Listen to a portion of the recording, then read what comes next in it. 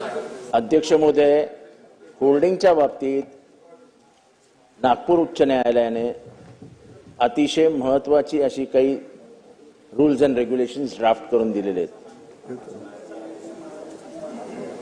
Holding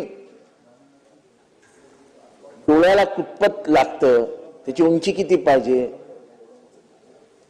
हे जे TV आहेत त्याला परमिशनच नाही, हे जे ब्राईट कलर्स आहेत त्याच्याने ड्रायव्हर्सचे डोळे डिस्ट्रॅक्ट होतात, असं सगळं हायकोर्टाचं म्हणणं आहे। महाराष्ट्र शासन हे हायकोर्टापेक्षा मोठं आहे का? आपण परमिशन कशी देता?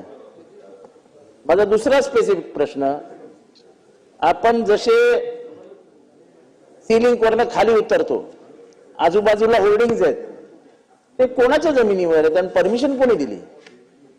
त्या सगळ्या जमिनी ओरिजिनल म्हाडाच्या जमिनी आहेत आणि म्हाडाने